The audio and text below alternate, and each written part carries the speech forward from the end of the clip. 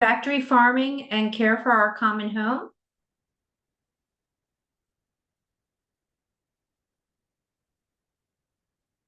I'd like to invite Sister Jean Slawinski to do an opening prayer. Oh, Sister Jean, you're muted. Okay, thank you, Julie, and thank you everyone for joining us this evening. I would like to put us in a space of prayer to take a moment to bring to mind that we are always in the presence of our loving God. And I would like to start with a reading from the book of Job. But ask the animals, and they will teach you, the birds of the air, and they will tell you. Ask the plants of the earth, and they will teach you, and the fish of the sea will declare to you. Who among all these does not know that the hand of the Lord has done this? In his hand is the life of every living thing and the breath of every human being. O God of all goodness, we're grateful for your gifts to us of fresh air and water, plants and animals, and of all our neighbors throughout the world. We lift our hearts and our minds in prayer that we may be mindful of the countless animals we use for food, those living in crowded and unnatural conditions. You created each one with care. May they know moments of comfort, relief from suffering, and the touch of kindness. May we be mindful of all who labor in processing plants that endure long hours and physical strain. Grant them strength in their bodies, protect them from harm, and surround them with a safe and respectful work environment that they may be treated with dignity and their efforts valued and rewarded. And we ask that we be mindful of the men and women who work hard in our fields and pastures and supply us with the sustenance that we need every day. Grant them strength and endurance, safety from harm and successful outcomes, and may we acknowledge the dignity of their labor. O God, may we be grateful for the food we eat and mindful of all that happens all along the way of production. Let us not live in dominion, but with hearts open to learn from your creation, the beasts, the birds, the plants, and the people. For in your hand is the life of every living thing and the breath of every human being. Amen. Amen. I'd like to welcome everyone to the Felician Sisters of North America's Laudato Si Action Plan webinar. We're delighted to have you join us as we deepen our commitment to caring for our common home. Tonight, we welcome Sister Jean Slawinski, Felician Sisters of North America Provincial Sustainability Coordinator, Dr. Andrew Domzalski, Madonna University, Dr. James Robinson, Iona University, and Kim Corona, Veg, Michigan, who will share insights and practical steps for living out the principles of Laudato Si. Before we begin, just a few housekeeping items. All participants have been placed on mute to ensure a smooth presentation. Please use the chat feature for any comments or technical questions. We're hopeful that we will have time for Q&A at the end of the presentation. So if you'd like to submit a question, please do that in either the chat or the Q&A box. This session is being recorded and will be available on the Felician Sisters resource page, which will be shared at the end of the presentation. Thank you for being part of this journey towards a more sustainable and just world. I'll now turn the webinar over to Sister Jean. Thank you, Julie. So today's webinar is part of the Felician Sisters' response to the Laudato Si Action Platform.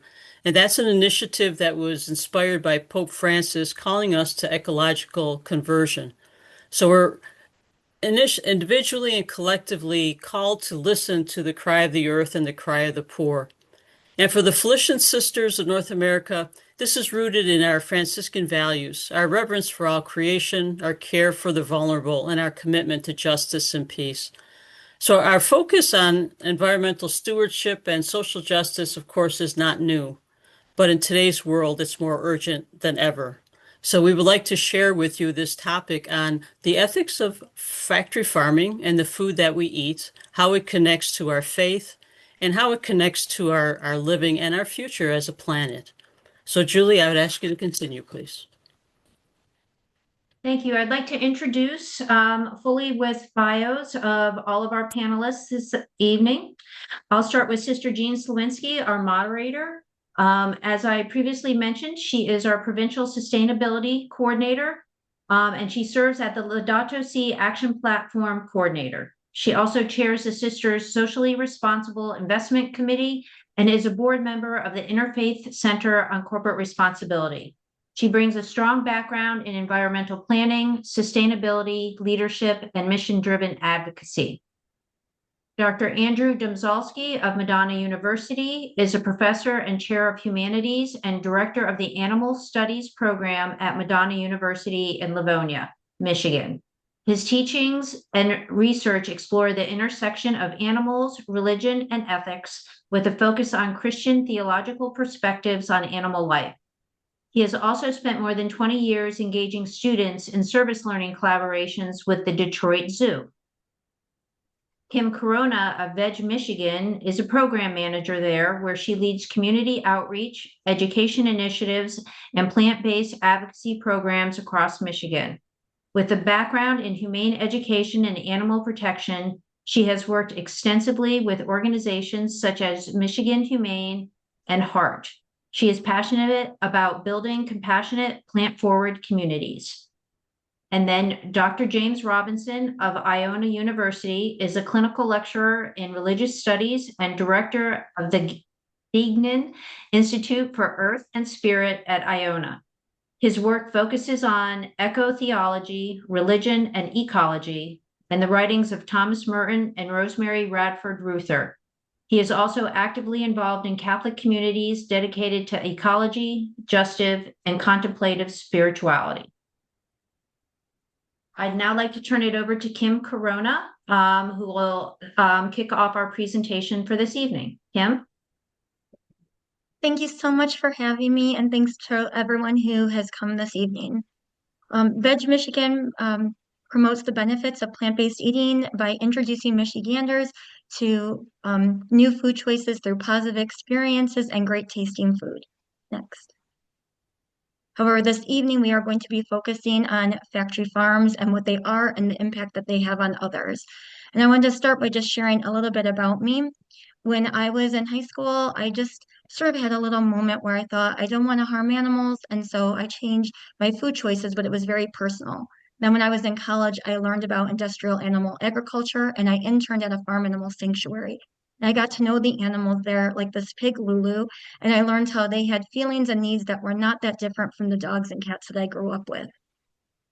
While studying large-scale farming in college, I learned about the impact that this industry was having on the animals and the workers and the environment. And I realized that this was something more than just a personal choice, but something I wanted to spread awareness about to others because we all eat. So I think it's important that we all have more awareness about our food system and the impact that it's having on others. So I want to spread awareness. And I'm not here to tell people what to think or how to feel or what choices to make, but to be aware of our food system so that they can decide for themselves how they think and feel about it. So at the grocery store that is near my house, the regular conventional grocery store, this is the mural that is above where the animal products are sold.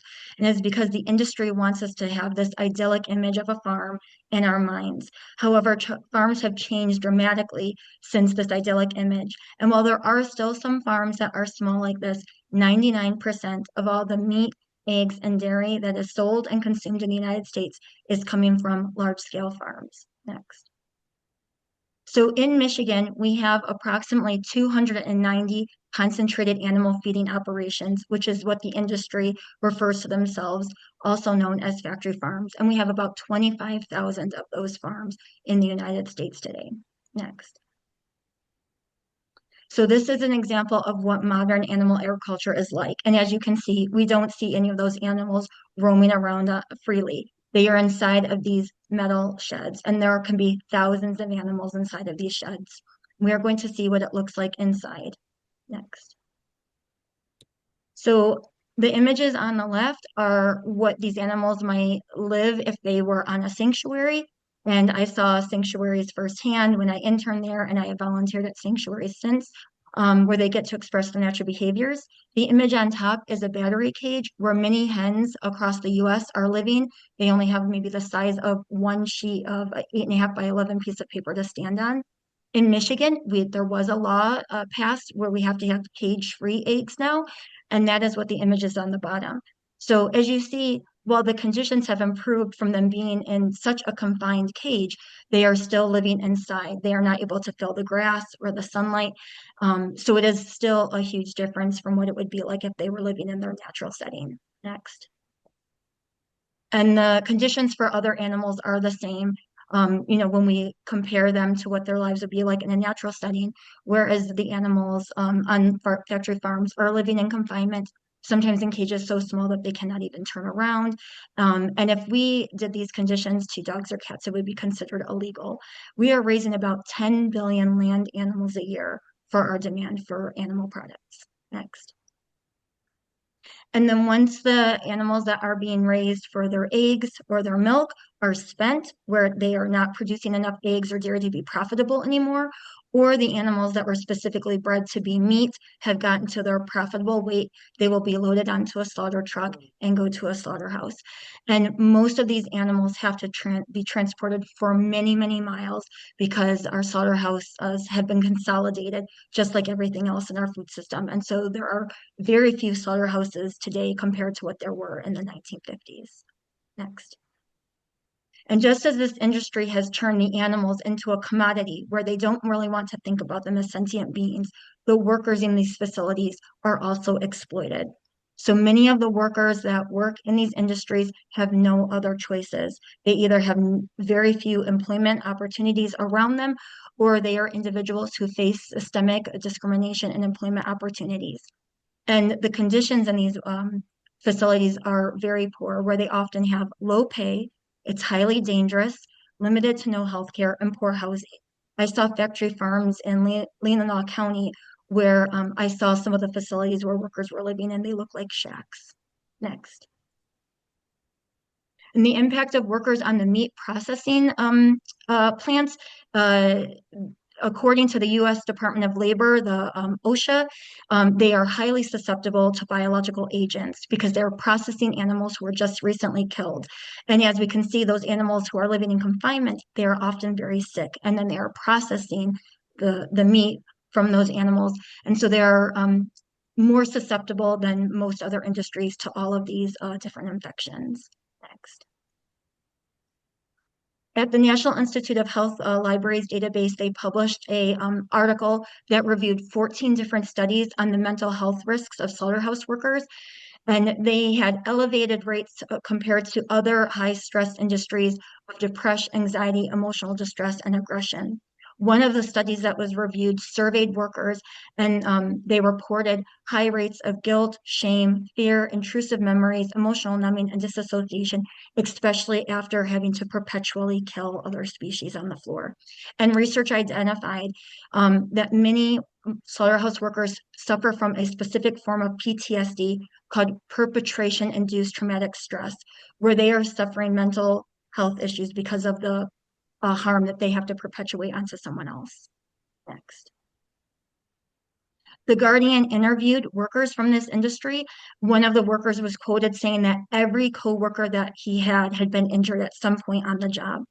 One of the workers from a slaughterhouse said that she went home regularly and had nightmares replaying the horrors that she had witnessed throughout the day. Next. So while this industry is commodifying animals and exploiting workers, it is also causing a lot of harm to the environment. The United Nations says that about a third of all human-caused greenhouse gases is linked to our food system.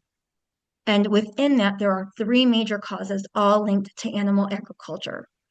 The methane from ruined animals' digestive systems, the nitrous oxide that is sprayed as fertilizer for crops, the majority of crops which are grown for animals. So we are using about 2/3 of all our land to grow crops for animals compared to growing crops directly for people to eat. And then the emissions released from manure management. Next. So going back to the factory farm, this is a pig farm in North Carolina. These farms, like I said, the animals are being raised in these metal sheds. They're going to the bathrooms through slates on that concrete. It doesn't just go onto the grass. And so it gets turned into liquid waste that gets contained into these cesspools that the industry calls lagoons. And these CAFOs are producing 940 billion pounds of untreated manure, twice the amount produced by the entire human population.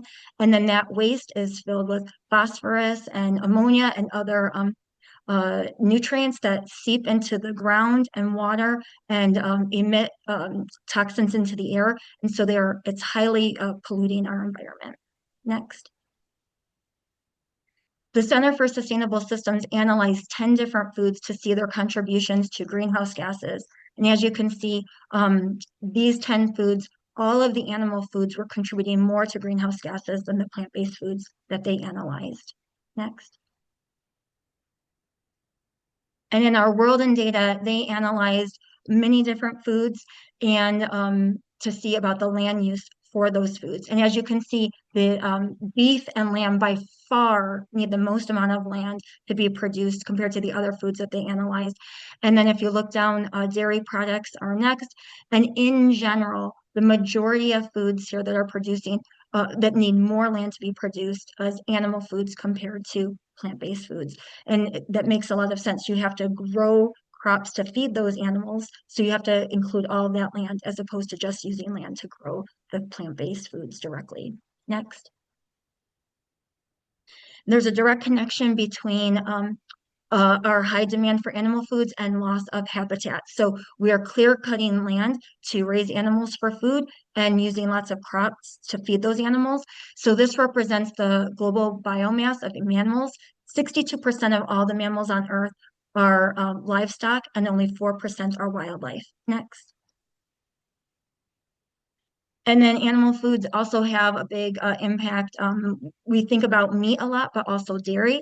So this demonstrates how the cow's milk is using the most amount of land compared to new plant-based foods, the most amount of greenhouse gas emissions, the most amount of water, and the most amount of eutrophication, which is nutrients that are overly abundant in the processing. Next.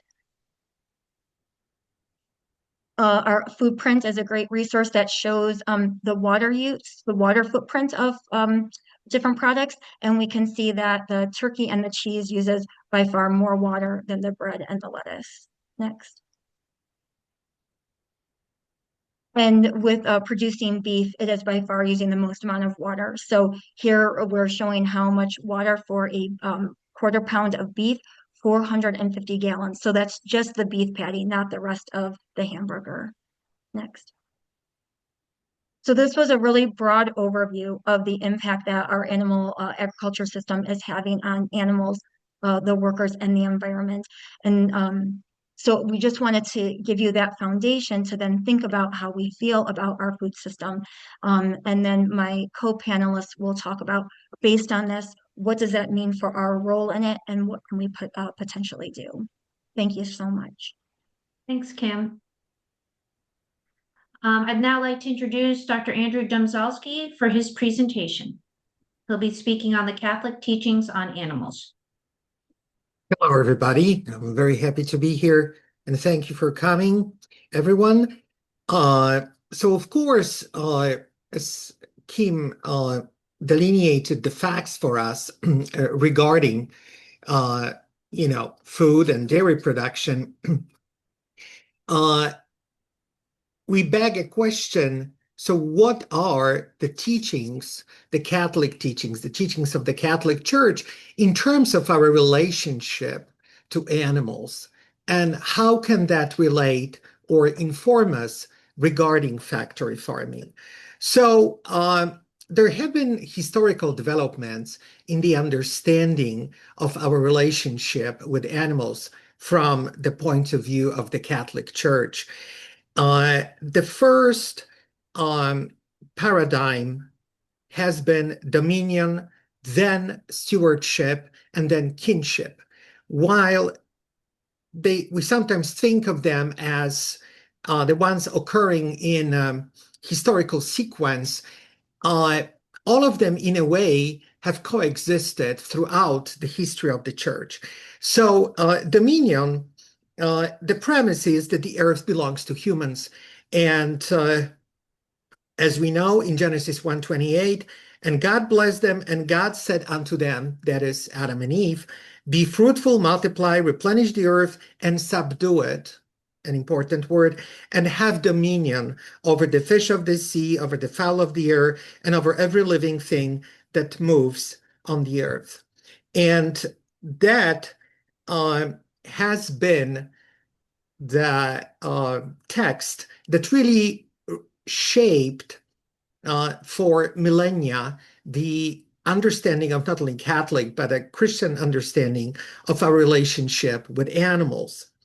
However, also from the very beginning of the church history, starting with early church fathers, we have had the idea of stewardship, as the word dominion can be understood through the prism of another biblical text, Genesis 2:15.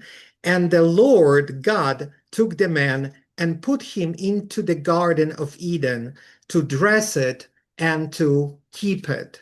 So this is a very important shift, as it is no longer that we own the earth and the creation as it is in the paradigm of dominion, but we actually are here to take care of creation as stewardship. The stewardship paradigm tells us. And finally, kinship, which is a very radical, one could say, theological approach. It is a Franciscan approach. And again, although it has been recently really fully developed, but such theologians, for example, as Horan, but it also has its roots in early Franciscan theologians. And one of the premises, the main premises, that humans and non-humans alike are equal in God's creation. And there are some premises you can see why it can be understood as rather radical. So non-humans, the animals, have agency, okay, just like we do. And the biblical support for this comes from the fact that God made a covenant with all of creation in Genesis 9, chapter 9, 9 to 10. And I behold, I establish my covenant with you, which is Noah, and with your seed after you, and with every living creature that is with you, of the fowl, of the cattle, and of every beast of the earth with you, from all that go out of the dark, the every beast of the earth. And also, very importantly, within this understanding, all of creation partakes in salvation. And we have on the New Testament, the text such as the letter of Paul to the Romans, chapter 8, 21, 22, because the creature itself also shall be delivered from the bondage of corruption into the glorious liberty of children of God. Now, what we think of possibly a radical theology actually is grounded in the New Testament. And finally, as we always evoke, even dominion over the earth as the ones who are made in the image of God, there is a premise in the kinship understanding that all creatures reflect the image of God. And here it is again, a letter of Paul to the Colossians, 1:15. Who is the image of the invisible God, the firstborn of every creation? So, apart from the biblical sources, we also have catechism and church tradition. And the summary, next, please. I'm sorry, I forgot about saying next. It's okay. Oh, you've got it. Okay. So animals are by nature destined for the common good of humanity. That's the teaching in the Catholic Catechism. Man's dominion over nature is limited by the concern of the quality of life of his neighbor. So as we see that the focus is still always, of course, on the human person. God entrusted animals in stewardship to those created in his image, Therefore, it is legitimate to use them for food, clothing, medical, and scientific research. There is a statement that animals praise God by their existence. And then it is contrary to human dignity to cause animals to suffer or die needlessly. So we see again that the catechism approach is very much focused on the human person. It's very anthropocentric, as doing harm to animals. The reason not to do that is the human dignity, to maintain human dignity rather than anything that has to do with animal suffering. So the Catechism bridges kind of dominion and stewardship paradigms. Next, please.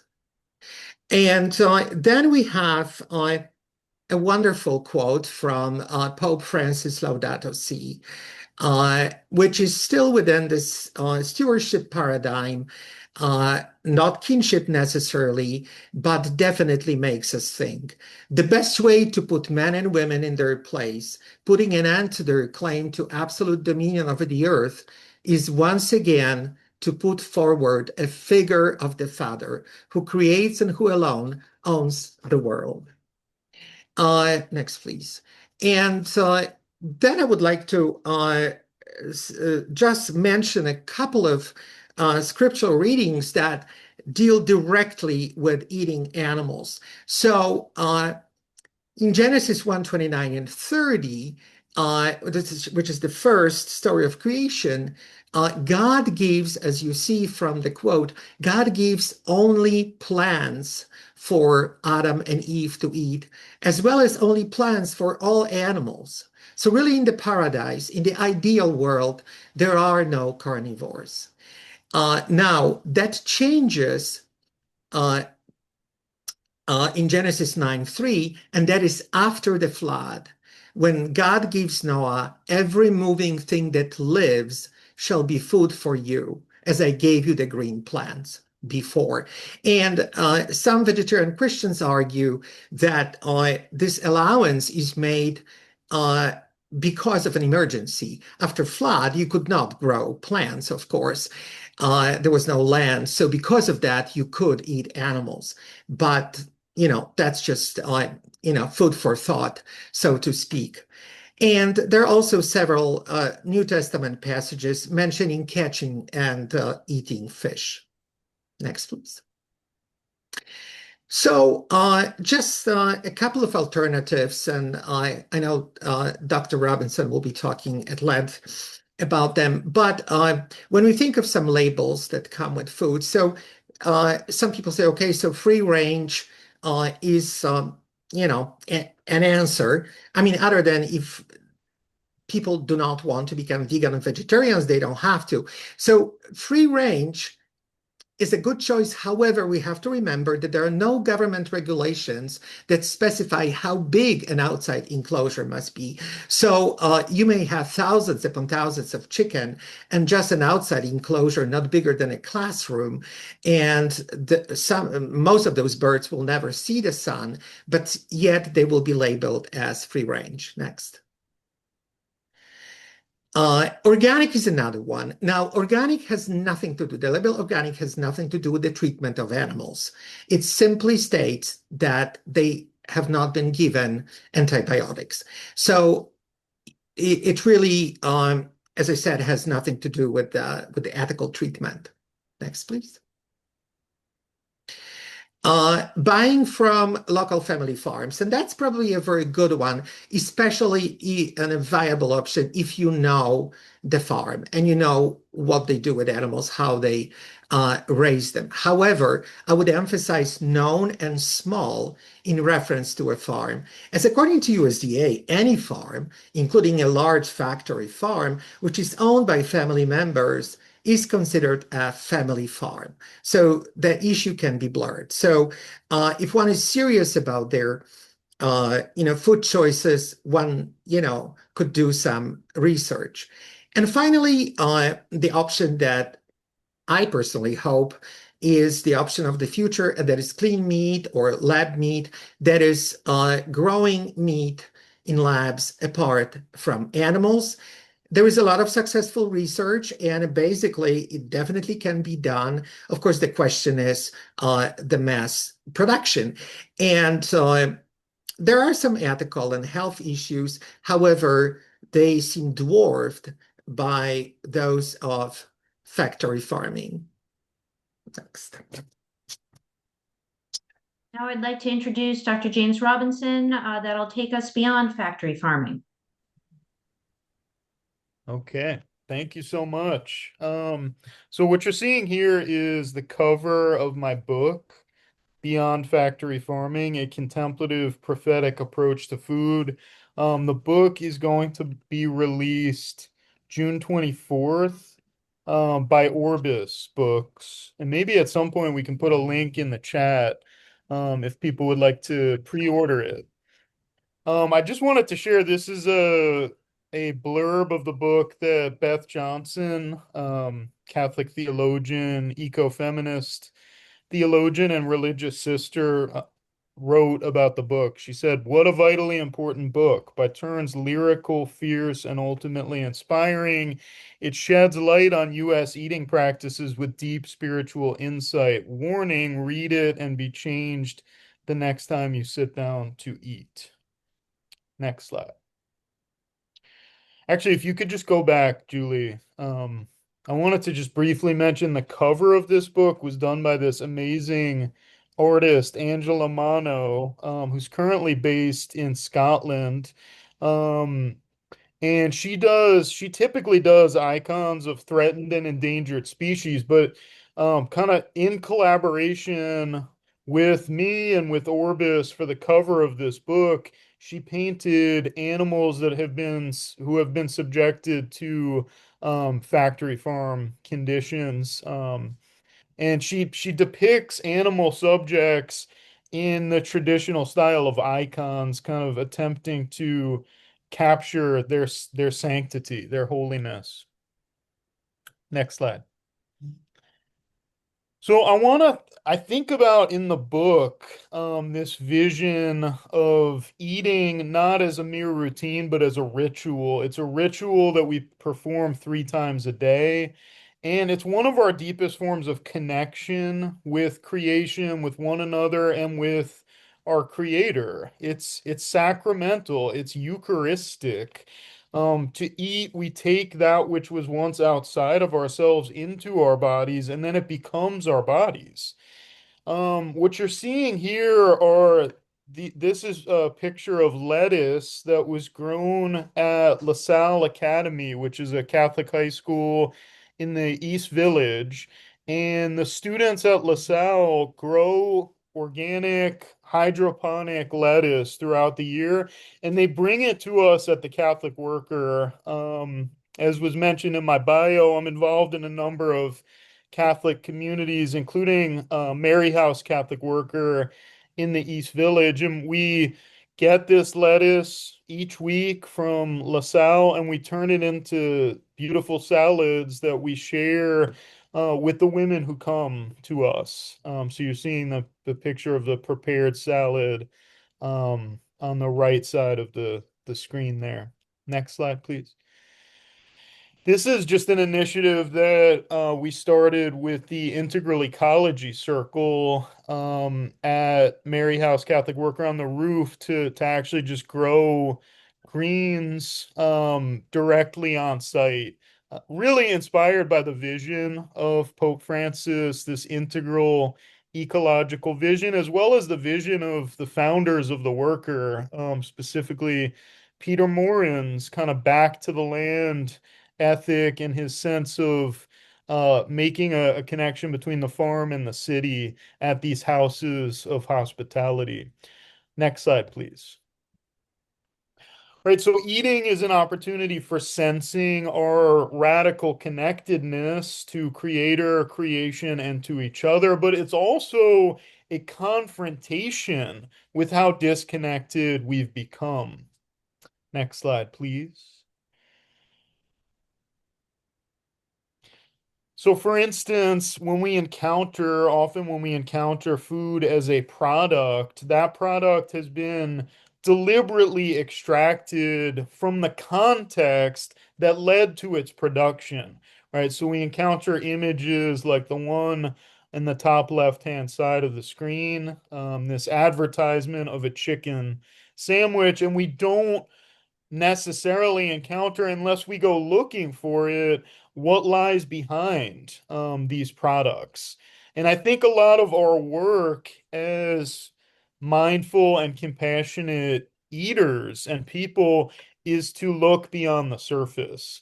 Peter Singer has said, buying food in a store or restaurant is the culmination of a long process of which all but the end product is delicately screened from our eyes. Next slide, please. So in the book, I intend to articulate what I call a contemplative prophetic approach to food, right? So the contemplative aspect of this approach involves the cultivation of a yes to the sacred nature of creation, to each other, and to the creator.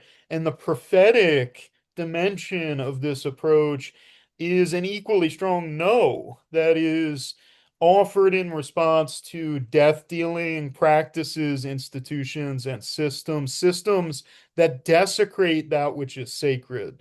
So our yes to the sacred nature of creation flows into and informs our no to the systems that desecrate creation. We could also think about this dynamic as connecting prayerfulness with protest. And I point to Dorothy Day as a particularly powerful embodiment of the contemplative prophetic synthesis. And what you're seeing in these two images, one is Dorothy in a posture of prayer, which she immersed herself in as part of her daily rhythm. And then on the right-hand side, you're seeing her in protest on the streets. She has here a sign that says, why should the resources of human genius and the riches of the people turn more often to preparing arms than to increasing the welfare of all classes of citizens, and particularly of the poor? And we really need to receive this prophetic no of resistance to militarism in this exact moment, this no of resistance that Dorothy offers to us from her own context in our moment when, for instance, it has just been we've just learned that Pete Hegseth has requested $1.5 trillion for the military budget in 2027. Right. So whereas the UN has told us that it would take under $100 billion to solve world hunger, right? So where are our resources going to, and how can we pair a contemplative yes to the goodness of creation with this prophetic no of resistance? Next slide, please. I want to talk about two communities that embody this contemplative prophetic synthesis in powerful ways. And the first community is Agape community. We're actually blessed to be joined in the webinar by the co-founders of the Agape community. They're in attendance tonight. Agape is a lay Catholic community in central Massachusetts. It's on 34 acres of land. It's run on solar power. The community grows their own food in order to sustain their plant-based diet. And they envision themselves, we envision ourselves, I should say, because I'm a member of the community, as a community of contemplatives in action, really trying to weave together the contemplative with the prophetic. If we could go to the next slide. So on the left-hand side, you see a picture of the chapel at Agape Community, which is a space for prayer and contemplative reflection. And then on the right-hand side, you see a group. This is a group of Holy Cross students, and this was soon after the assault on Iran began. We stood in witness in town, and this is just what happens at Agape, the contemplative and the prophetic. Next slide, please. This really connects with the way that Agape approaches food. There's an organic vegetable garden is maintained in order to support a totally plant-based diet, and this has been happening for decades at this point. So Agape resists factory farming by loving the land through organic agriculture and through resisting participation in factory farming through this plant-based diet. Next slide, please. Just another community that I'd like to quickly highlight. This is Anathoth Community Farm. It's a Catholic worker farm in Luck, Wisconsin. Next slide. Just to give a spectrum for what the resistance to factory farming could look like. I don't think it has to just be limited to plant-based eating. I think it could also include pasture-raised approaches to animal agriculture, for instance. And the folks at Anathoth attempt to practice what they call sacramental agriculture. So they try to love creation through this practice of sacramental agriculture. And they actively resist factory farming. They actively resist the construction of new CAFOs throughout the state of Wisconsin. But they also try to offer a concrete alternative through their approach. So if we could just go to the next slide. Right, they pasture raise chickens, cows, and pigs. They practice rotational grazing. So the animals move throughout 17 acres of pasture, providing fertilizer, natural fertilizer in the process. And then they make their meat available through food pantries throughout the state of Wisconsin. Right, so they're really trying to practice food justice here. Next slide, please. Just in closing, some ideas for implementing insights at Catholic institutions. I think this is really important because, Pope Francis calls us to ecological conversion, and he emphasizes it's not just personal conversion, it's also got to be collective conversion. And I think the bridge between personal transformation and collective transformation are institutions. Catholic institutions can play a significant role in this work. So these are just a couple of ideas that I wanted to highlight, and then maybe we could discuss this more during our chat. But could we think about in Catholic institutions implementing meatless Mondays and meat-free Fridays? This already happens in New York City public schools. Could this happen at Catholic schools throughout the country, right? Could we think about shifting toward building relationships with local farmers and who are implementing sacramental agriculture, including organic agriculture and pasture-raised farming practices? And can we find creative ways to avoid food waste, to recover food, maybe food that's left over from events at our institutions, through things like the Food Recovery Network, to feed the soil with food scraps through composting programs, to grow our own food, even if it means on the rooftop, and to share our abundance through mutual aid? Can we think about our institutions as places for radically resisting and prophetically saying no to the status quo while saying yes to the goodness of creation, creator, and each other? Thank you. If anyone has a question, if they want to put it in the chat or the Q&A, we are happy to entertain questions at this point. The QR code that is on the screen does lead to the Felician Sisters Laudato Si and Environmental Stewardship page. So we have a wealth of resources that are posted on the page, as well as by Friday, we will have a copy of this webinar posted as well. Sister Jean, do you have questions for the panelists? Oh, you are on mute, Sister Jean.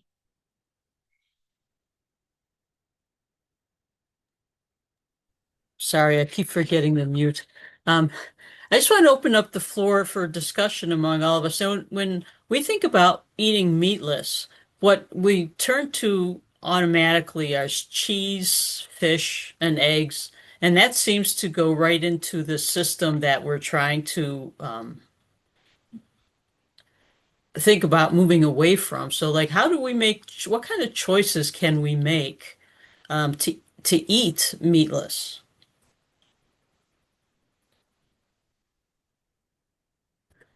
Um, Dr. Jim or Dr. Andrew, do you want to I know you're all comment on vegan, that? so go right ahead. Tell us your Well, secrets.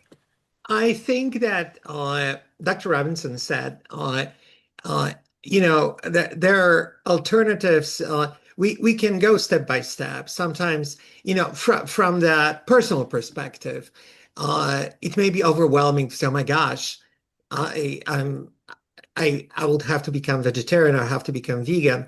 But step by step, like meatless Mondays, right? I mean, that cannot hurt anybody, and so forth. Now, maybe I will let Jim speak to the institutional level, though. So I would say the gradual way. I don't know, Kim, in your experience, but from the personal perspective. Yeah, So I well, don't I know. Oh, I'm sorry. Go Well, ahead. maybe I'll add something about the food choices that you're talking about, Sister Jean, and then maybe Dr. Robinson wants to add. But I just want to say that sometimes when people are thinking about their food choices, they're thinking of like foods that are completely different, and thinking I have to eat completely different meals. And so what I like to encourage people is if they want to eat more plant forward, to think of the foods that they love, their favorite foods, and just thinking about how they could plantify them and think about, so how can we make swaps sometimes? So, for example, if you really enjoy beef chili, you can swap it out for a bean and mushroom chili, right? So then we're not including any other animal products and we're just making those simple swaps. If you like burritos with meat in them, maybe you do bean burritos. Maybe you do a stir fry where you swap out the protein for a tofu or a tempeh. So just thinking about foods that you enjoy and how you can make a plant-based version. And a lot of people that come to Veg Michigan, they say, I'm interested in eating more plant-based, and how could I do it? And so we say, start with something that you can commit to, that once a week where it's going to be your plant-based day. Or maybe I just met someone at one of our tablings, and she said, I do plant-based until 6, because she said, I'm out and about, I'm at work, I'm kind of on my own. And so, that's how she's doing it. But just thinking of taking those meals that you enjoy and how you can make a plant-based version. And we're really lucky now. When I first started eating plant-based, we didn't have the internet, and I was just figuring out on my own. But now there's recipes everywhere, and you can get creative, and eating is communal, and it is with our friends and family. So testing out recipes together and trying them together can be a really great way to do it. But not thinking of it as totally new foods, but just the foods that you always enjoyed, just a new version of them. Yeah, I love that way of framing it, Kim. I'll just, speak from my own experience. I mean, I went to Catholic schools my whole life, all the way up through the end of high school, and then at my PhD program at Fordham. But when I was in my Catholic high school, I became aware of factory farming, and I decided to practice plant-based eating, and there was no institutional support for that choice, right? So it felt like I was going rogue in a sense. And I really I had to bring my own meals because the menu that the school curated had no space for my ethical concerns. So I really think that the transformation that we want to see has to happen institutionally, right? Because institutions shape the menus from which individuals make their choices. And there can be so much power if a Catholic institution flips the script on its changes its menu, right? Changes the foods that are offered, goes back to practices, that were normal before like the early 1960s, where every Friday was meat free, in Catholic context. And I just think if the institutions make this more feasible, that will open up a space for people to experience these foods that Kim, that you're pointing to, and then to realize like this, this transition is not just sacrificial, it's actually just better. It's healthier, it tastes really good, I can feel good about it, I can eat my food mindfully with a sense of connection to the earth rather than like wanting to turn my awareness away from these horrifying images of factory farms, etc. I mean, I'll also add, like, I think there are so many laboratories for people to taste the alternative, to really experience what the alternative could look like. And I know that a lot of people have experienced this at places like Agape Community, which I talked about earlier. I'm taking 9 Iona students right after the end of the semester to Agape Community, and they will all eat plant-based, for 5 days. They'll immerse themselves in the rhythms of the land and growing their own foods, and they'll experience the alternative to the status quo. But I want to direct my energy and my efforts toward really thinking about like what institutions can do to make this ecological conversion that does need to happen at a personal level too, but to make that transition viable and doable and even easy. As Peter Morin said, Peter Morin, the co-founder of the Catholic Workers, said, we've got to build a world in which it's easier to be good. Right? We've got to make this easy for each other to transition. Sister Jean, we did have actually two questions. One was already answered just through conversation, but let me read the other one and I'll open the floor to anyone that would like to answer it. The question is, what leadership among the hierarchy are you seeing implemented in Laudato Si in Pennsylvania and Michigan? So, for example, in the Archdiocese of Portland, we're seeing no leadership except among female religious and lay leadership. Yeah, that's a hard question. I'm not sure about Pennsylvania or Michigan because I live in New York State, and the leadership from the hierarchy in Laudato Si is really diocese by diocese.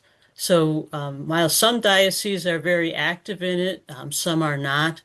But what's important to remember is that when Pope Francis wrote Laudato Si, he immediately published it to the world, to everyone, because he felt that it was such an urgent issue that we needed to address care for creation. And the Laudato Si Action platform is meant to be almost like a grassroots movement, so that we can implement enough behavior change to affect our climate and affect our planet. So really, it's not that we wait for the hierarchy to make the move and lead us. It's up to us as Catholics, as Christians, as people of all faiths, because all faiths have a teaching on stewardship and a care for creation. So it's something that unites us all, and we as the people need to take ownership. That's why you see religious men and women have been asked to lead the Laudato Si Action platform. Later, lay leadership is bringing up is doing a lot of work also. So it's up to us as grassroots people to spread this. And as you learn more about care for creation, Laudato Si, care for the earth, listening to the cry of the poor. It's so important that we talk to other people about it too, so we don't keep it within ourselves and spread that teaching. Because all you need to do is touch maybe one or two people, and they touch a couple of people, and suddenly you have a grassroots movement that's beginning to grow. So I think that's where we need to focus, not wait for the church to do it, but we as a people can work and make it happen. Great, thank you. Hang on, I think there is one more question. He said, thank you. Great answer, sister. Phew. Okay. I, You know, in go the ahead, Sister Jean. in the future, the many other countries are starting to adopt the Western culture of eating more meat. So the demand for meat is going to be growing in the future. And I was wondering, like, do any other countries have any kind of legislation that is sort of curbs factory farming or doesn't allow it to happen? Is anything going on in other countries throughout the world that you know of? Um, yes, there actually across the European Union, there are many legislations or policies that curb, the worst, abuses uh, in terms of lack of space and so forth. So yes, those countries, especially the Netherlands, but not only, are really way ahead of us, in terms of our legislation. Although we definitely do have some, and then there are countries that don't have any. You know, and as sister, you said, other countries, I mean, a great example and a very important one because of its impact is China.